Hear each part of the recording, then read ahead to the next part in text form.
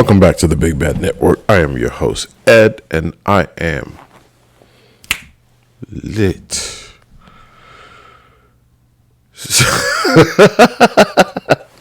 First of all, what an intro. Oh my God, that's crazy. Your boy is lit. So if you can already tell, I'm going to give you a show. Shit. Social and cultural issues. Let's get it. Welcome back to the Big Bad Network. I'm your host, Ed. Let's get it. Cancel culture. That stuff holding people accountable. Mob justice is what I call it. Mob justice. Social culture. Cancel culture is bullshit. I'm not editing crap about this video. I'm just going to let it rip. Cancel culture is bullshit. I hope that in 2025 we have forgotten about it. Cancel culture, it doesn't really fully go away just yet, I know, but my hope is that we've learned that, well, that's not necessarily how we want to roll. We don't want to roll like if the U.S. is on cancel culture, the rest of the world is on that bullshit. If the U.S. decides to take a step back from that bullshit, the rest of the world can definitely, take an example out of that. Wokeism and political correctness. Well, that's taking a backseat lately, in my opinion, as well. Thank you very much. We do not need that wokeism shit everywhere that we go. I mean, for God's sakes, you're walking past a church and you see drapes on it for LGBTQ, and they're telling you that they will doctrine your kids essentially next to it, and then they're posing the question for what is a man, what is a woman, and what is gender. Why should a church be involved in any of those conversations? If you ask me, why should a church be involved in any of that nonsense? And for all places that could be involved in it, a church? Really? Is that how low humanity has gotten? It is, in fact. AI taking over jobs. That's still happening. Don't slow down now. If you're in the middle of getting your shit together so you can position yourself to be in a position where AI is a benefit to you and not necessarily your nemesis, kudos to you. Please march on. Carry on. If you're in a position where you're wondering what the future looks like, you need to get on board very quickly. You will be swept over. You will be swept over. And it's okay, because some people need to be taken out in the pile. Innovation and economic disasters are essentially what we're here trying to avoid. Wait, let me re-say that. We're here trying to avoid economic disasters while pursuing innovation. That's the story of AI's life. Reality TV and social media influencers. Well, reality TV is kind of making a comeback with social media influencers. For example, Drewski has this Could Have Been Love show. I think it's a great reality TV show. It's good brain garbage if you want to go for that.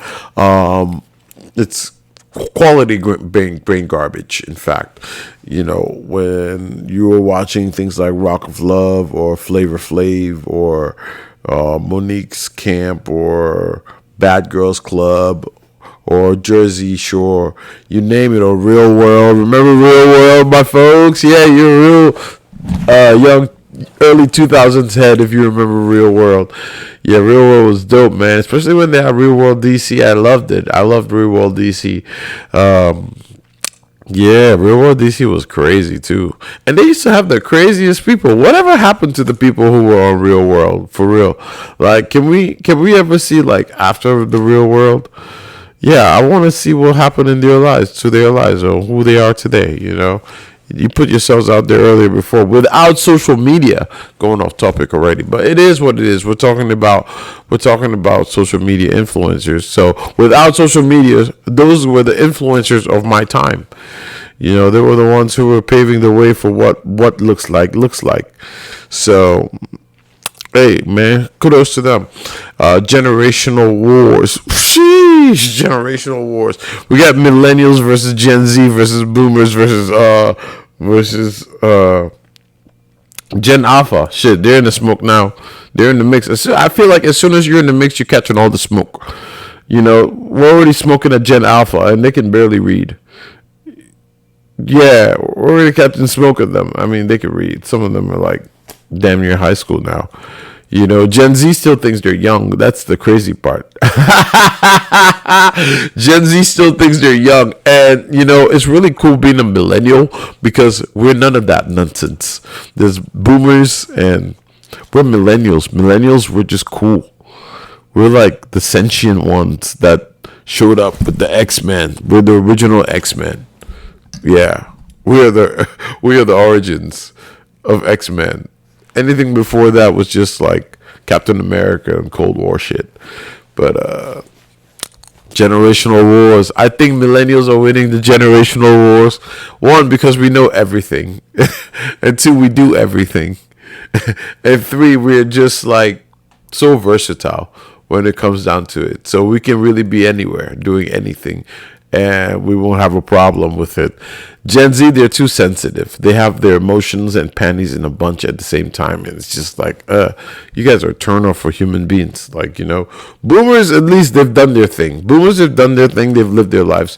We shouldn't even be talking about them. That's how we feel about boomers. But Gen Z, y'all fucking annoying. You want all this attention. You think you'll be young forever. And the sad part is, all your virtue signaling bullshit is here today and gone tomorrow. That's how quick it is. It's really that quick. You guys you guys are the pioneers of cancel culture. Canceling your own damn selves. That's why y'all looking older than you should at your ages currently in 2025. And that's a smoke for you. Tripping culture. Why are we paying more or worse service? Well,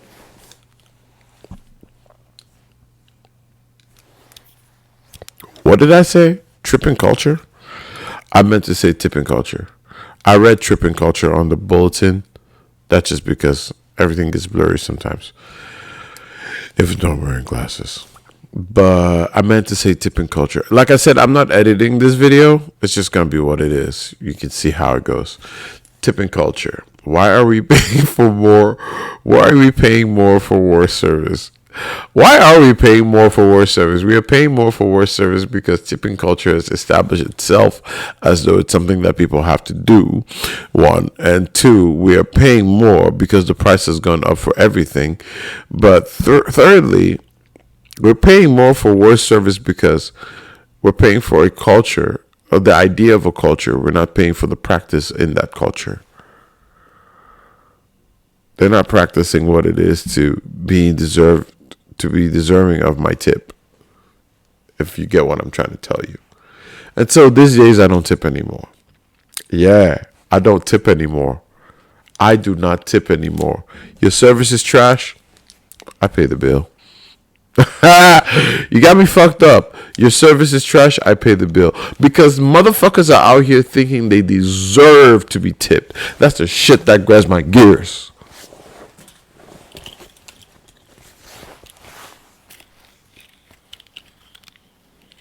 Yeah.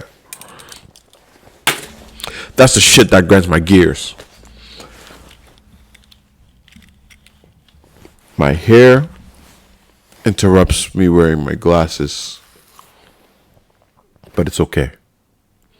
The shit that grinds my gears is motherfuckers like you who think that you deserve to be tipped the world for your shitty service. I will not tolerate that shit. Hell no, not on my dollar. Not on my dollar. Not on my account. Not on my account. Not on mine. Change on mine. How about that?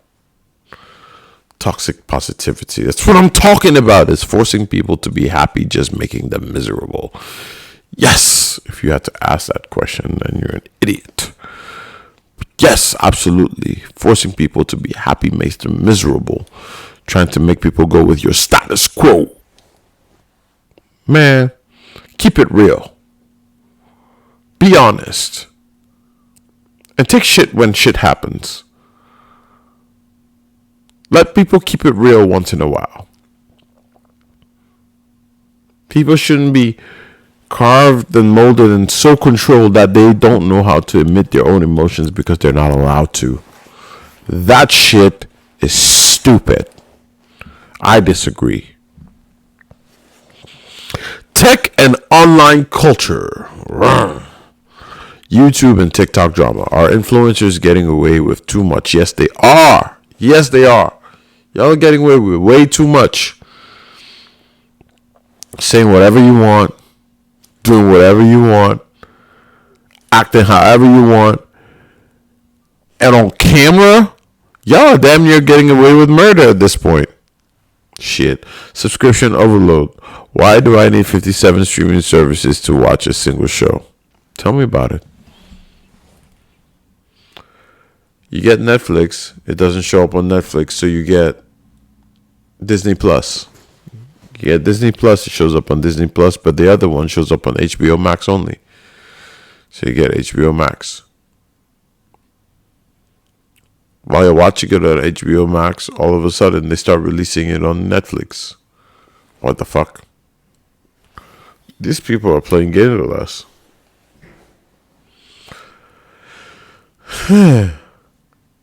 Meanwhile, they're also doing the commercial thing. They're making you pay subscriptions to watch commercials. Who's going to talk about that? Who's going to talk about that? Y'all are out here paying money to watch commercials in the name of subscriptions. Yeah, I'm not rolling for that bullshit. Netflix, Prime, Disney Plus, Amazon Max, all of you, Hulu, you goddamn bastards, thieves. The only honorable one is YouTube that I know of. The rest of you, damn shames. Subscription overload for sure. Deepfakes and misinformation. The internet is officially a lie. I got them tell you it is when you're scrolling through TikTok and going through those reels and going through Instagram reels and YouTube reels. Some of those videos are fake. Some of what you're looking at is fake. Reading some of these stories that show up on your search bar, search screen, whatever it is that, however it is that you get your info. Some of the stories are fake. Some stories are fake with the pictures that are fake, with videos that are fake, with people that are fake. Disinformation has gotten... disinformation is a herpy now. It's an internet herpy. It's not going anywhere. Disinformation is an internet herpy and it's not going anywhere. AI art and creativity, a tool of artists or the death of originality.